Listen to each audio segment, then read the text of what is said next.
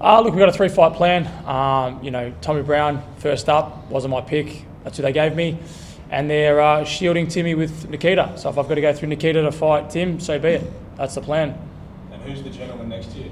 He's the absolute guru in my corner and helping me out. We've had our past, but we've put it behind us. We're moving forward. He's been a part of my camp, obviously, against Horn, and when Horn fought Tim Tszyu. So he knows the strategies of what needs to be done and how to beat these boys and move forward. And like I said, super grateful for having Glenn in the corner. What was the process of mending the bridge? Look, again, we had no malice towards each other. I mean, we're fighting. We had one nice guy, and sadly, I had to be the bad guy. And I played that really well. And like I said, 2 of the best fights in Australia. The absolute wars were one apiece. And like I said, outside the ring, even inside the ring, he's an absolute gentleman, Glenn, and super grateful. Glenn, at this stage of Michael's career, what do you plan to achieve as a coach? Look, it's really up to Michael. Michael has got the ability to beat anybody. When he's on, he's really on. It's just a matter of getting him really on. He wasn't on his last fight, but he'd been out of the ring for nearly 18 months, a long time out of the ring, and a bit of ring rust there, and a few other things didn't go his way. But he's back. He's hungry. He's only 32. He's not like 42. He's 32. He's in the prime of his boxing life. He's got himself settled now. He's focused. He's hungry. I mean, we were just talking about his training there before, and he's a trainaholic. He trains a house down. So all he needs is the belief, the commitment, and the opportunity. And he's now got that opportunity now. And he's on his day can beat anyone. We saw what he did with Isaac Hardman. He not only outboxed him, he stopped him very quickly. If he can put that sort of an electrifying performance together against Tommy Brown, then the next logical step is Nikita Tszyu. So he's prepared to take on both Nikita and after that to take on Tim. There'll be no doubt that's going to happen with Tommy Brown. But Mick, are you going to be based here in Brisbane? Look, me and Glenn will obviously sit down after all this and work out, the exact plan. I've also got Nonito Donaire, who's in my corner as well, absolute powerhouse. So I've got a strong team leading to these fights. Again, I'm not overlooking Tommy Brown. That's my first step, 28th of August. We take care of the business, and then we take care of the Tszyu boys. What do you think about news that Tim's opponent fell over? Man, people that keep believing this, that everyone's pulling out, and Charlos, me's, the Lubins, like people need to seriously wake up. He's fooling everybody. These guys have fought absolute killers. Tim Tszyu's not a killer. We've got to remind ourselves that he just lost to a prospect. I got beaten 2 in a world title. I fought Lara, arguably one of the best fighters in the world. Beat Canelo Alvarez. He just lost to a prospect. To say that Charlo and all these other fighters, Castano and Lubins and the absolute killers in the division don't want to fight him. He's absolutely dreaming.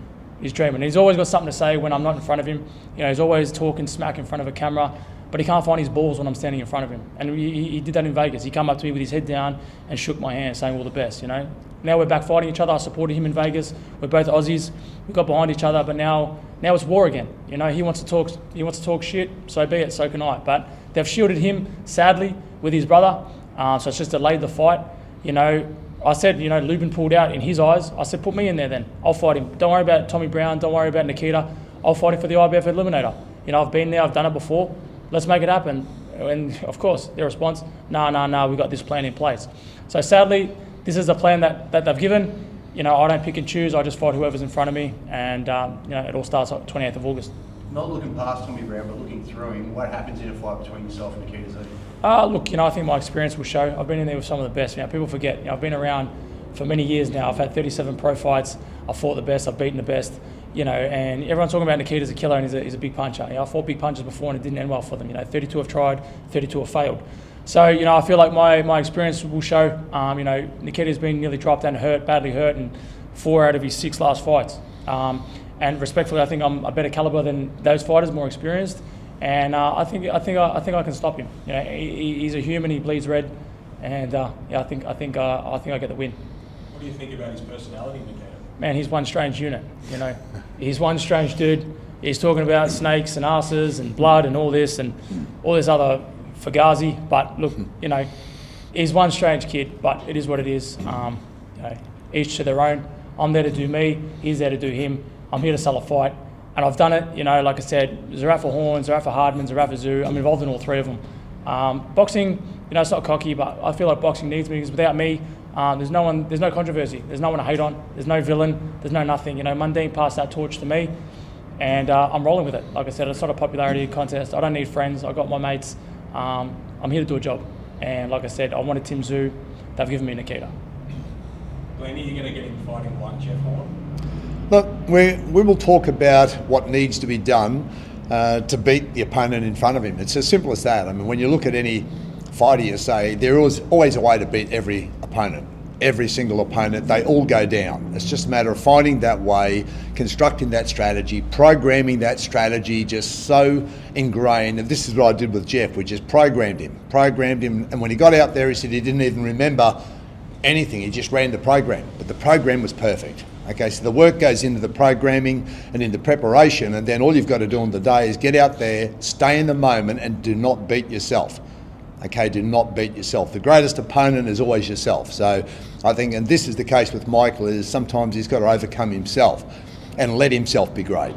Okay, but yeah, if I can assist him in that way to get the strategy right, I know he will. It's no problem with Michael in doing the work. He'll do 10 times the amount of work he needs to do. That's never been the problem. The key is doing the right work, getting the right preparation, believing in the strategy, believing in yourself, getting out there on the day, stay in the moment. Yes, look, he's got the experience. Nikita Tszyu's had, 9 fights?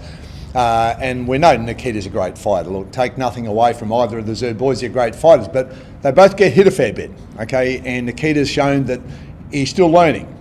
And maybe it just may be a little bit too big a mouthful at this stage of his career to take on Michael Zerafa. It may be, but only time will tell. Who knows? This is what makes boxing so great. I think it's an incredible rivalry, and it's one that's been brewing for some time, and I think the Australian public want to see this. They want to see what can happen. And we'll look forward to the fight very much. Could there be potentially sparring rounds with Jeff Horn, or is he blocked both of you on social media? Oh, no, I'm not blocked. I'm not you. No, look, Jeff's a wonderful guy and, a real gentleman, and he's doing great things. So, no, there's no issues there whatsoever with Jeff. He understands the whole thing.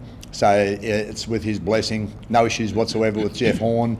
And, I think Jeff would also, he had a dream. We realised that dream. Michael's got a dream, and, he's prepared to do whatever it takes. So let's just see where this takes us. But, exciting days ahead, and I think this is fantastic for Australian boxing. We want these rivalries, we want these events. Everyone wants to see this fight happen. So hopefully, as I said, let's not look through Tommy Brown. He's a great fighter. He's had 55 fights. He's only been stopped 3 times, and always by very good boxers. So this is, and Michael needs to make a big statement in this fight. He's got to show the Australian public that he's back and he's worthy of the fights against the Tszyu, and that's obviously the first step on this journey. Michael, do you want to apologise to Glenn for some of the things that you said in the lead up to those 2 Jeff Horn fights about him as a trainer, about his hair? Yeah, look, we went above and beyond, but you couldn't expect anything less from me. That's just who I am and how I am. But I mean, again, Jeff Horn was the nice guy. Because of you, Ben Damon, I had to be the bad guy, and I've just rolled with it. Like I said, I enjoy it. You need guys like me because it brings controversy, like I said, and it sparks up fights like what we're going into. These 3-fight contracts and big opportunities like the Mundine Green. And like I said, after I beat Mundine, we had a good talk in the back, back rooms, and he said, man. He passed the torch, said, be the villain. And that's what I'm doing, like I said. And whether you love or you hate me, you're going to watch me. 10 years from now, my career's going to be done. I want to leave a little bit of a dint, whether it's a good dint or a bad dint, but I want to be remembered for, fighting everybody and giving it a crack. You can't knock someone for trying. And by the way, Ben, I'm going to get some fashion tips also off Michael, right? So hopefully we can improve that sort of fashion. So, what happens between Cohen Mazzilli and Nikita Tszyu, in your opinion? Look, I think they're overlooking Cohen. I'm a fan of Cohen's ability. He's a great boxer. I mentioned earlier, he fought guys like Joel Camilleri, who's super tough. I've been aligned with Joel for many years in the sport, and he's very tough. I think he's tougher than Nikita. I think he throws more volume and stronger than Nikita. And, Mazzilli proved that he was a better man on the night. So I don't think it's going to be as easy as everyone's thinking, that Nikita's going to go in there and just smash him. I think if the right, mentality of Mazzilli rocks up, I think he can beat him. It's a huge upset. So we might not see the Zerafa Nikita because I think Mazzilli can cause an upset. Glenn, is this going to be the team up we're going to talk about for the next 12 months?